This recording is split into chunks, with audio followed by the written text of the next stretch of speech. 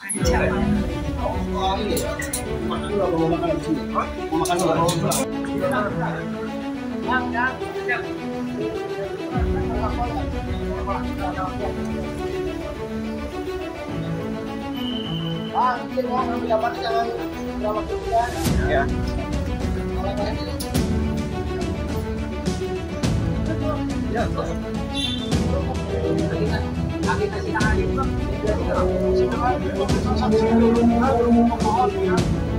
Saksi fakta 6 orang dan saksi ahli 4 orang.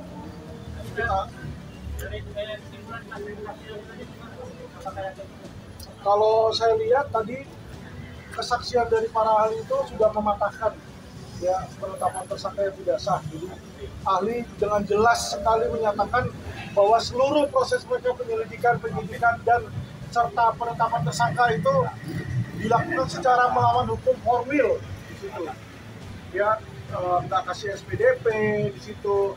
Terus bahkan yang ngasih keterangan pers harusnya Kabar Eskrim atau Kapolri ini Maradir di situ, dan banyak hal lain ya seperti yang tadi dibilang bahwa nggak ada mens rea. Ya, mereka mempermasalahkan adanya akte tanah yang pakai nama pengurus dan disebutkan oleh ahli bahwa itu bukanlah pidana. Karena kalau orang mau pidana, mau ngambil atau mau nyolong, dia nggak akan bikin surat dan bilang bahwa ini bukan punya saya. Justru dia akan ambil, dia jual, dia akan mengakui itu punya dia. Jadi dengan tidak adanya mens rea, pidana ini nggak ada di situ. Nah, itu yang tadi sudah kami berhasil buktikan di persidangan. Ada pertanyaan lagi? Berarti cacat hukum ya? Oh, sangat cacat hukum. Ini bukan hanya cacat hukum, ini saya bisa bilang kriminalisasi tingkat tinggi. Ya, belum ada alat bukti tadi. Masa keterangan saksi, orang tuh seharusnya dijadiin tersangka kalau punya 2 alat bukti.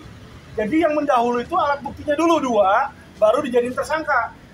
Ini dia dijadiin tersangka November 2023, alat buktinya keterangan ahlinya baru diperiksa tanggal 2 April 2024.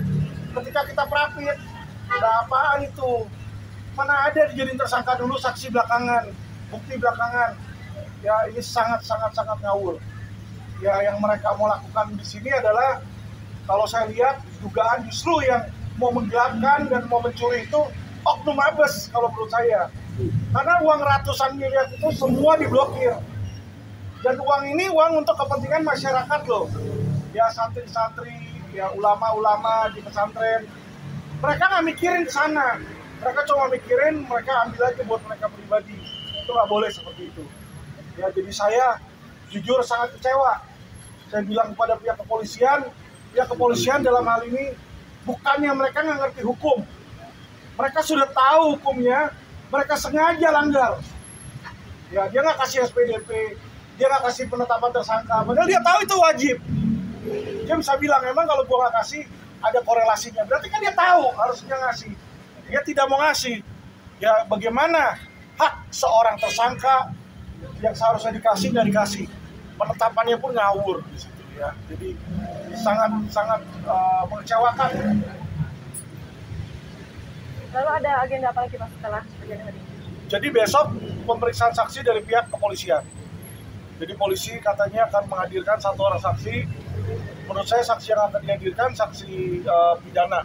Ya, tapi kita lihat aja. Tadinya ada 3, tapi dia bilang dia cuma mau menghadirkan 1. Ya nggak apa-apa, dia cepat aja. Bang, tadi dari hasil sidang ini berarti bisa disebut bisa merugikan warga sekitar juga ya Bang ya? Karena kan hasil ditarik, gimana Bang? Sangat merugikan masyarakat. Makanya tadi saya tanyakan kepada ahli TPPU, kalau hal seperti ini, ya kan, apakah uang-uang untuk pesantren itu untuk masyarakat atau untuk orang tertentu? Dijawab ini untuk masyarakat, yayasan ini untuk masyarakat. Ya, berarti otomatis yang dilakukan oleh Barreskrim ini merugikan masyarakat. Selama ini dia selalu bilang dengan pasal 2 Undang-Undang Nomor 2 Tahun 2002 tentang kepolisian, polisi adalah pelindung, pengayom, dan pelayan masyarakat. Kenyataannya mereka adalah maling, rampok, dan pesuruh dari oligarki. Ya, itu yang saya nggak suka. Mereka sudah tahu hukumnya bagaimana, tapi mereka langgar sengaja. Ini yang sangat parah ya. Dan ini merugikan masyarakat.